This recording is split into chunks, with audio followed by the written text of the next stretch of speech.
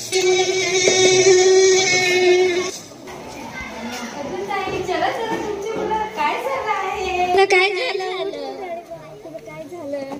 बाळा उठ. अरे ह्याला तर खूपच ताप आहे. आता मी काय करू? ह्याचे तर पप्पा पण नाही घरी आहे. हा, मी बाबाजींना बोलवून आणते. ताई तुम्ही इकडेच बसा. बाबाजी बाबाजी चला माझ्यासोबत. माझ्या बाळाला काय झालं आहे?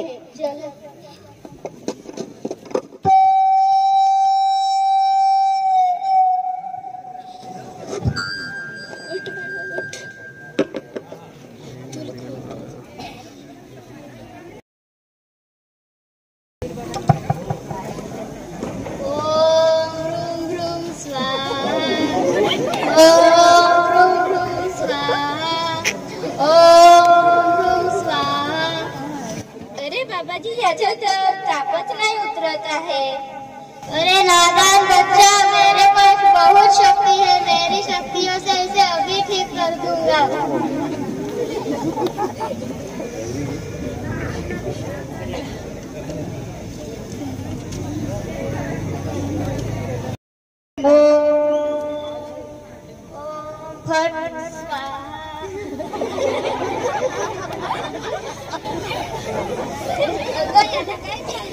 अहो ह्याला ताप आला आहे.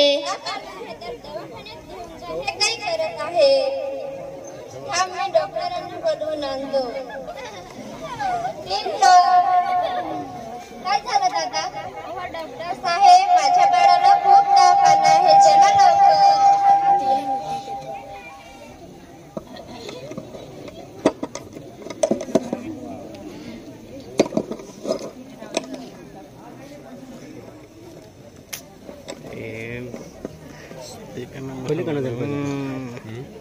पहिले गेलं पाहिजे.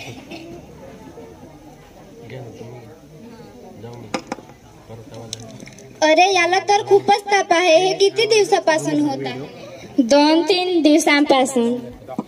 नेमकं काय झालं? ह्याला मळमळ पण येत आहे आणि खोकला पण. अरे ही तर डेंग्यूची लक्षणे दिसत आहेत. डेंग्यू हा कसा झाला याला? डेंग्यू हा संसर्गजन्य रोग आहे आणि तो पाण्याच्या साचल्यामुळे होतो. आपल्या गच्चीवर असलेल्या भंगार वस्तूंमध्ये पाणी साचलं की आपल्या आजूबाजूला मच्छर, डास वगैरे येतात आणि लहान मुलांना चावून घेतात. चावल्यावर ते एकाहून दुसऱ्याला, दुसऱ्याहून तिसऱ्याला असा रोग पसरत असतो. म्हणून आपल्या आजूबाजूला पाणी साठणार नाही याची काळजी घ्यायची आणि स्वतःहून कोणत्याही आजारावर उपचार करून घ्यायचा नाही. कोणत्याही प्रकारचा ताप आल्यास लगेच प्राथमिक आरोग्य केंद्रात जाऊन तपासणी करावी. स्वच्छ ठेवावा. मच्छरदाणी लावून आपल्या परिसराची साफसफाई ठेवावी. रात्री दरवाजा व खिडक्या लावून झोपावे. आपल्या आजूबाजूला पाणी साठणार नाही याची काळजी घ्यावी. काळजी घेतली तर मेरे अंगने में मच्छर का क्या काम है? मेरे अंगने में मच्छर का क्या काम है? मेरे अंगने में मच्छर का क्या काम है?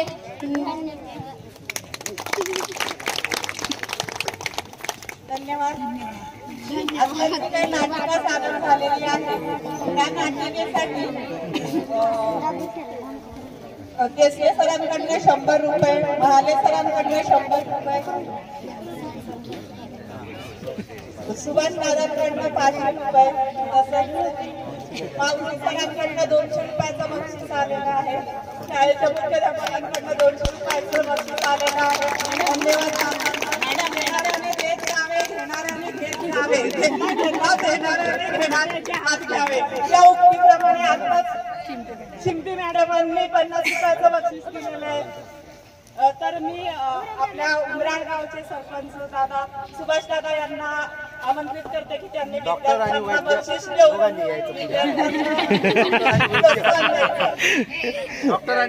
तुम्ही पण जाणार. तुम्ही पण ते ठेवून दे बेटा, इकडे ठेवून दे.